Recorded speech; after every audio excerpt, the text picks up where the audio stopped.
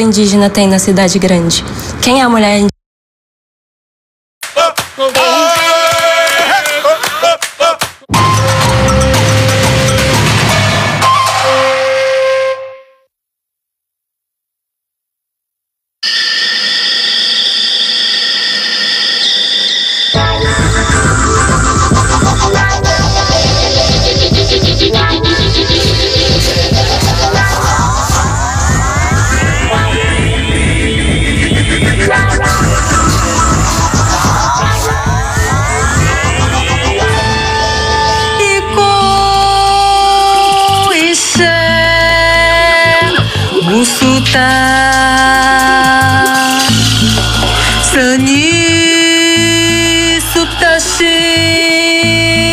Grita mais.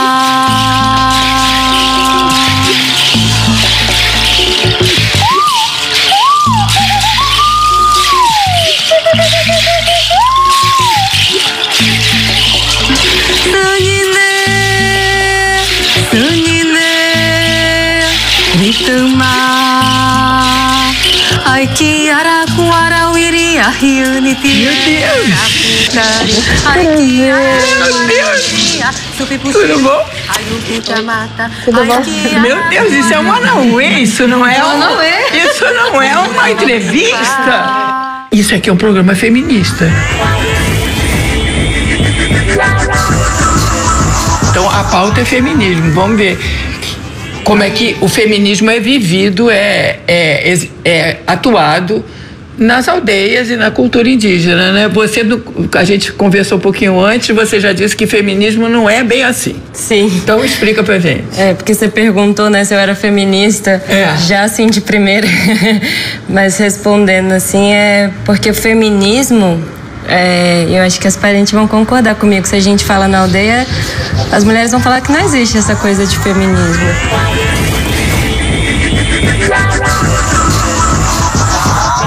E aí eu conhecendo o feminismo é que eu fui pensar um pouco sobre também o que é isso pra gente, né? E pra gente não é o feminismo, não é o que essa questão, né, que o Purutuia, né, o não indígena gosta muito do conceito, né? O conceito feminista. Isso não se adequa dentro da nossa cultura. A gente fala da luta da mulher. A luta da mulher indígena. Então a gente não... E é isso, a gente em vários movimentos, né, em vários encontros de mulheres, o que a gente, né, fala, que a gente defende, não é... E é isso que nos diferencia talvez desse feminismo do Purutuia, né, europeu, ocidentalizado, é que a nossa luta, a gente não fala, a luta da mulher, ela nunca vai falar dela. A gente não fala dela, não é sobre, eu quero ser pajé, eu quero ser cacique. Não é assim. Claro que essas coisas fluem ao longo, né, do movimento, mas a nossa luta é poder lutar junto pelo nosso bem comum, que é a terra. Que lindo. E aí é lutar junto, lutar com os homens, poder dar a nossa contribuição, a nossa visão. Mas você não tem uma divisão de poder entre homens e mulheres nas tribos? Não é de poder. São coisas diferentes. E aí eu posso até compartilhar uma experiência que uma vez tive na minha graduação. Eu entrei na universidade, comecei a conhecer o feminismo. E aí eu comecei a pensar, tanto da minha cultura quanto outras culturas de parentes que eu vi. Eu pensava, gente, as nossas culturas são muito machistas, porque o homem não pode. As suas indígenas? Né, quando eu era mais jovem, eu pensava assim. E aí eu fui fazer minha pesquisa com os parentes lá do Xingu, né, os Camaiurá. E aí quando eu tava lá no Quarupi, eles têm um ritual que só os homens podem ficar do lado de fora né, na aldeia, porque eles têm um momento de reza. E as mulheres têm que ficar trancadas dentro de casa. E aí quando isso aconteceu, né, a Utu, que fala assim, né, a avó que me acolheu na casa dela. A avó é Utu? Utu, né, nos Camaiurá Utu. Que me acolheu na casa dela, ela me procurou na aldeia para me encontrar, para botar dentro de casa e ficar trancada. E aí dentro de casa eu escutando os homens cantando, gritando. Doida pra sair, curiosa. Gente, o que tá acontecendo lá fora? E aí as mulheres todas dentro de casa tranquilas, assim, tipo, como se nada estivesse acontecendo. Gente, vocês não estão curiosas para saber o que tá acontecendo lá fora? Assim, algo que é só dos homens, vocês nunca tiveram curiosidade? Aí a Utu falou pra mim, ela virou pra mim e ela falou, mas tem curiosidade que não cabe a gente. Aí ela falou, eu não tenho curiosidade pra saber o que os homens estão fazendo porque isso é coisa dos homens.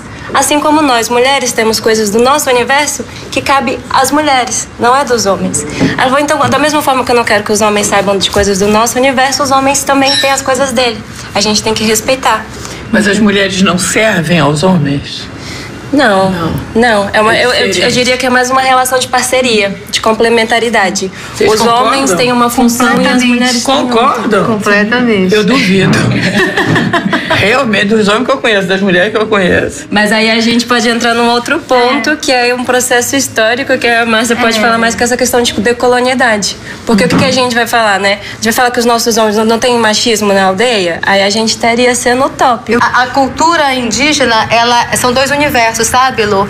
São dois universos, o indígena e o não indígena. Então, eu não posso querer que o universo indígena seja lido pelo universo não indígena. Claro. É como ela disse. É o decolonial. É como ela disse, não existe feminismo, elas se sentem, o feminino, elas se sentem na luta, a luta da mulher indígena. Tudo que você fala, você é feminista? Ela diz, não, eu sou guerreira. Então, há uma identidade da mulher guerreira, aquela que vai, aquela que faz, então, que ocupa o seu espaço. Na verdade, o feminismo tem uma outra conotação para a população aldeada.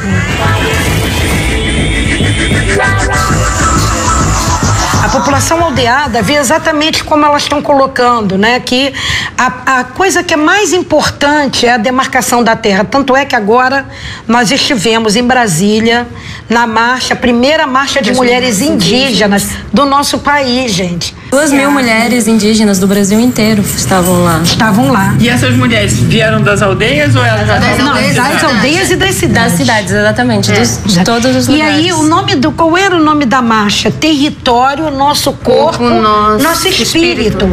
Porque é exatamente isso. O território, ele garante as gerações futuras, a cultura, a língua, porque é a primeira coisa que a gente perde. Todas as mulheres precisam entender o que está acontecendo. E nós estamos aqui em Brasília justamente para dizer que nós somos parte desse país.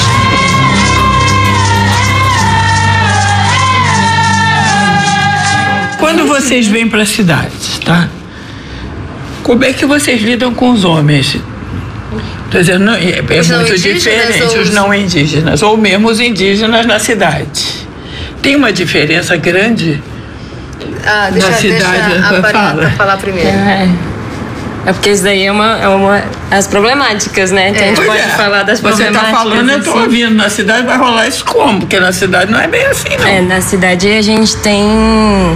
Eu acho que o principal problema, que é aquela que você comentou, né? A gente sabe pouco dos indígenas. Mas o que a gente sabe, né? O que é esse material que as pessoas sabem, né? E aí uma dessas questões é o que pesa para as mulheres, principalmente a questão... Principalmente da hipersexualização da mulher indígena, né? Sim. Isso. Então, quando a mulher indígena chega na cidade, os homens tem aquela... Os homens não indígenas, ou indígenas que já estão aqui? Não indígenas, principalmente. Os homens indígenas não têm isso, não têm essa imagem. Porque eles entendem tem uma outra relação. Agora, os não indígenas, que você pensa que às vezes não tiveram nenhum contato sobre cultura indígena, nem sabem nada de cultura indígena, e o que teve foi na escola falando da época da colonização. Vê a mulher indígena, eles ficam com... como que eu posso falar? O imaginário deles, né? Feitiço. Pode falar mesmo, feitiço. Fica com o feitiço da mulher indígena. Então, que a mulher indígena é selvagem, ou pouca roupa, vai andar desnuda, vai me seduzir, vai me levar pra rede dela. Então, são vários tabus não, feitiços não, estereótipos que se criam em cima da mulher indígena. Então, quando a gente chega na cidade, numa cidade grande, além da gente ter isso, né, tem também a questão do preconceito, né? Porque qual é o papel, a gente falou da invisibilidade, mas qual que é o papel da mulher indígena tem na cidade grande? Quem é a mulher indígena na cidade grande? Que lugar que a gente ocupa aqui? Existe um lugar pra gente aqui? Então, essa questão do preconceito, de poder, não nos é dado o direito de ser quem somos na cidade, né? Na cidade a gente tem que se adaptar adaptar ao que o branco quer que a gente seja. Então, quando a gente coloca os nossos artesanatos, é até uma forma de enfrentar um pouco esse mundo, assim, de certa forma, de nos fortalecer também. Na verdade, também essa hipersexualização da mulher indígena também vem muito do imaginário social que coloca aquela... minha família, eu tenho uma bisavó, uma tataravó, pega no laço. O que é você pega no laço que não é você ser sequestrada e estuprada, né? E você parir os filhos do homem que te sequestrou. Né? Então, essa questão isso, que é muito recorrente. Isso é na aldeia ou na cidade? Na aldeia? Na cidade. Na cidade. Na aldeia não existe um estupro? Não. O estupro não existe. O homem indígena não está estuprando. Quem estupra é quem invade. Exatamente para te deixar... Mas não existe um índio que estupre? Não que eu saiba. Vocês não estão idealizando, não? Eu acho que a gente pode falar que deve sim. Não deve, porque aí também a gente não é para alimentar uma imagem de um bom selvagem, né? Mas falar assim, deve existir? Deve. Mas que a gente conhece. Mas não é cultural. Não é cultural. Não está na estatística que a gente tem de pesquisa. Não é cultural, não é caso que a gente fique sabendo. A gente não pode negar que tem, né? Só que tem por conta de várias influências, por conta de pessoas de fora. E aí eu falo isso por conta da juventude, né? Como as mulheres indígenas, qual a perspectiva da jovem mulher indígena? Você está falando de indígena com indígena, não é do madeireiro. Não, eu estou falando na perspectiva da aldeia. Aí pode ser dos dois lados, né? Na aldeia você tem que tipo de violência? A violência externa, que são desses, né, que estão invadindo, mas e a violência também que porque, por exemplo, na nossa região tem muito esse problema, por exemplo, do alcoolismo, né? Então, o que acontece? Essa violência se dá de duas formas, né? Tanto na nossa cultura, que aí você envenena o nosso povo, né? Você torna os homens dependentes de um álcool, como você também destrói aquela família indígena, né? Porque o alcoolismo, a gente não pode negar que existe o alcoolismo indígena, né, nas comunidades, né? E aí, nessa questão, a mulher, ela acaba sofrendo, porque a mulher, como ela tem esse cuidado com a família, ela vai ter essa preocupação, né? Com o seu homem, com seus filhos, né? O que vai acontecer, o que acontece quando eles vão para a cidade, né? Então, acho que isso é importante a gente falar também, que a mulher indígena, ela tá ali vulnerável a vários tipos de violência. A violência externa, a violência do seu próprio, às vezes, companheiro por conta, né, de um problema da colonização que chega nas nossas aldeias e perde uma estrutura, e também o outro tipo de violência, que é a violência ambiental, que aí a gente também não tinha comentado, né? Que a violência do seu território, a violência, né, do seu não direito a ter uma água limpa, a violência da gente não ter uma terra para plantar. Então, a mulher indígena, ela tá cercada por vários tipos de violências, assim. Que eu acho que é importante a gente entender que são diversos, né? A experiência de vocês três na universidade, como é? Nossa... Deve ser terrível. São experiências diferentes. São todas dolorosas. Porque a gente tem o enfrentamento... Seu conhecimento é arrasado, a terra arrasada. A gente tem o enfrentamento do preconceito. Não pode botar como saber. Eu, quando entrei na universidade... Tem que aprender outra coisa. Eu, quando entrei no mestrado, eu ouvi... vou falar mesmo, da minha orientadora, que meu conhecimento era incipiente para eu estar naquele nível de mestrado, né? Troquei de orientação, nunca falei isso, estou falando isso agora. Troquei de orientação e consegui tive que fazer tudo de novo, que eu não fiz em um ano, tive que fazer em um ano. Foi quando eu conheci a Amélia Regina, professora doutora em Geografia Cultural. E a gente fez tudo de novo e eu fiz... Você virou um sujeito. E eu fui fazer a pesquisa que foi Reterritorialização e Identidade do Povo Mágua Cambeba na aldeia Tururu Cariúca, que é uma aldeia que fica próxima a Manaus, do povo Cambeba. E aí eu fui fazer e a gente conseguiu, digo a gente, porque a gente nunca faz só, né? O orientador sempre tá junto. A gente conseguiu 10 da banca. Um trabalho que foi feito em um ano. Mas até nisso eu tive muito enfrentamento. Sim. Porque a gente vem com uma base muito empírica, né? A gente vem com saber muito... A antropologia tem um índio na cabeça também, né? Claro. Tem um índio na cabeça. O seu orientador deve ser um antropólogo, então... E essa relação... Complicado. Fala, Maria. Não, por exemplo, eu não nasci na aldeia. Então, quando eu fui para a universidade fazer o mestrado, meu mestrado é em Educação Escolar Indígena no estado do Rio de Janeiro, Políticas Públicas e Racismo Institucional. Então, quando eu levei isso para dentro do mestrado, na Rural, a professora falou, nossa, eu quero muito ver a sua dissertação terminada, porque esse é um tema que me interessou muito. Eu fui ao banheiro. Quando eu fui ao banheiro, veio uma professora que também era aluna do mestrado, virou para mim e perguntou assim, você é índio de verdade? Aí eu olhei para ela, sorri e perguntei a ela o que era para ela ser índio de verdade. Aí ela disse, não, é quem não é descendente, é quem nasceu na aldeia. Eu perguntei a ela, o que você se autodeclara? Ela, assim, da minha cor, com cabelo assim encaracoladinho, cor castanha e olhos cor de mel. Ela disse, eu me declaro negra.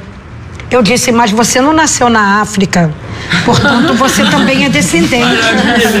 Então eu quero te perguntar, por que você tem o direito de se autodeclarar negra e a mim você dá o direito do não lugar? Porque ser pardo é o não lugar. Muitas das vezes as pessoas falam que quando a gente sai da aldeia, a gente perde a nossa cultura, deixa de ser índio, né? Muitas das vezes a gente é chamado na rua de índio Paraguai, né? E então isso é uma afronta praticamente pra gente, porque o indígena, quando ele sai da sua aldeia, ele vem em busca de algo para retornar para sua aldeia, levando conhecimento. Foi o que eu fiz, né? A minha vinda para cá, para o Rio de Janeiro, foi em busca de conhecimento para levar para o meu povo, para as mulheres da minha etnia, para as mulheres da minha aldeia. O nosso sangue, o que corre na nossa veia, ele sempre grita mais alto. A discriminação na cidade grande, pra gente, é uma falta de conhecimento, uma ignorância. A gente não liga pra isso, não. O interessante pra gente é a gente ser aquilo que a gente é. É praticar aquilo que a gente veio fazer. É conseguir aquele objetivo que a gente veio atrás. Então, a minha vinda pro Rio de Janeiro foi buscar tudo isso e levar pro meu povo de novo.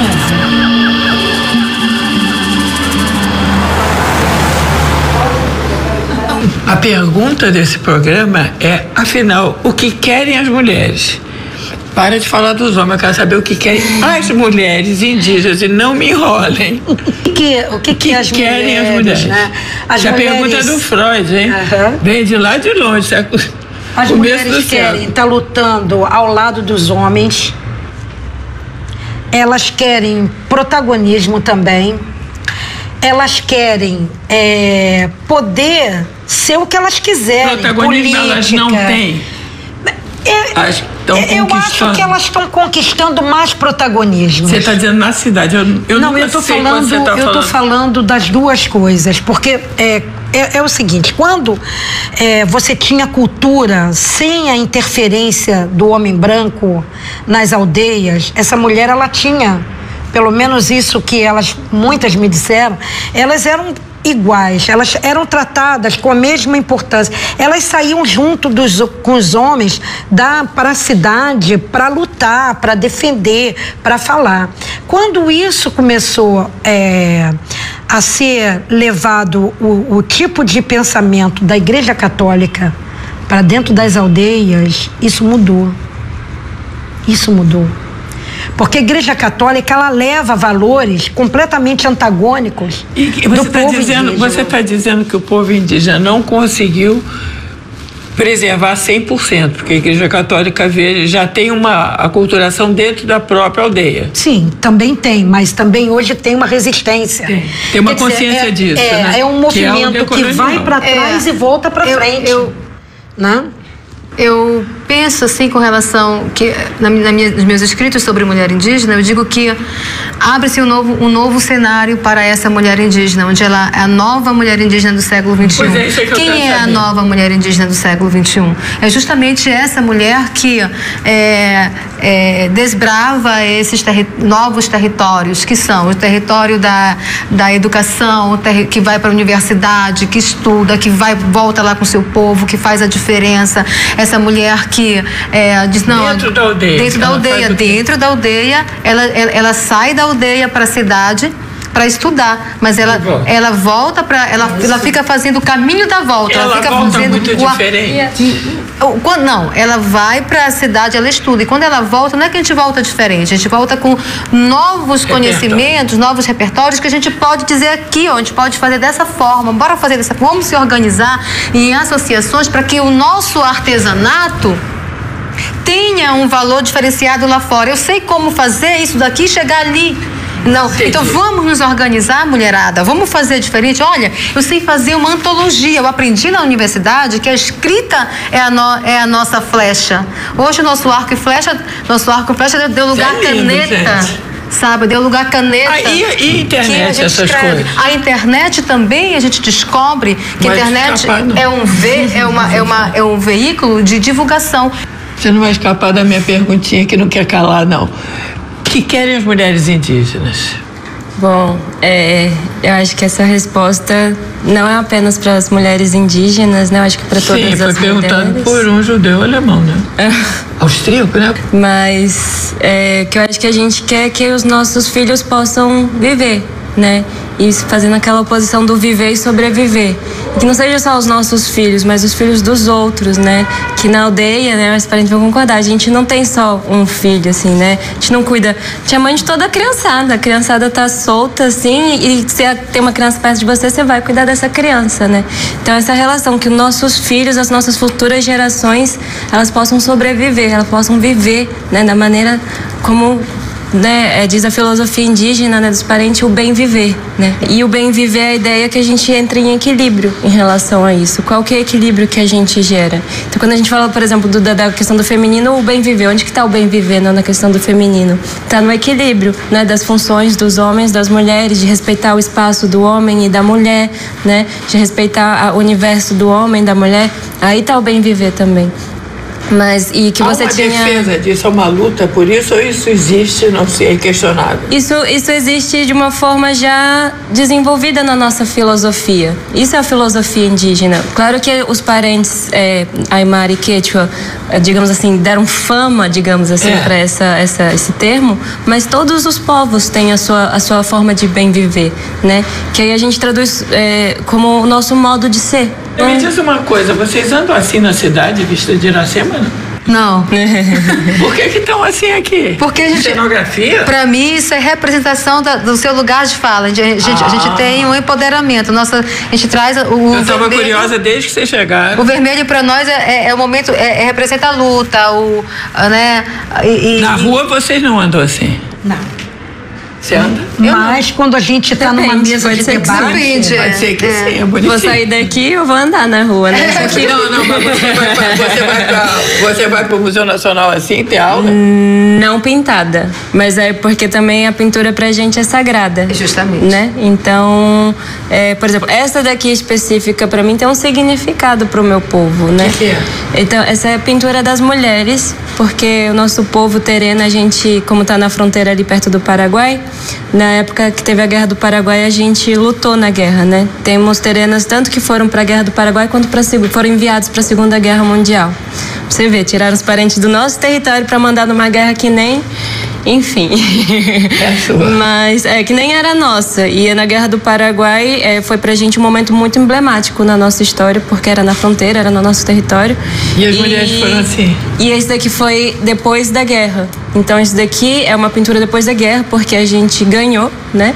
O território brasileiro ganhou. E a gente, tanto é que as nossas, digamos assim, referências da nossa cultura são da guerra. A nossa música, a nossa dança, como dança no mato. E aí a pintura aqui é para honrar esses ancestrais que foram. Então o vermelho é para representar o sangue deles, o preto é para representar o luto e o branco por fora para representar que um novo vai vir. Então, né? Você honra o sangue que foi derramado, você respeita o que morreu, né? O momento de luto, e você começa de novo. E essa coisa entre os olhos? Aí a linha é só porque é a pintura da mulher. Ah, é pintura da mulher. Isso aqui é a pintura da mulher. O homem vai ter. E essa linha que ela tá usando, que une os olhos e une pra cá, o Cambeba usa também, a mulher Cambeba usa. Eu acho que tem grafismos que eles são, por isso União dos Povos. Esse grafismo aqui chama União dos Povos.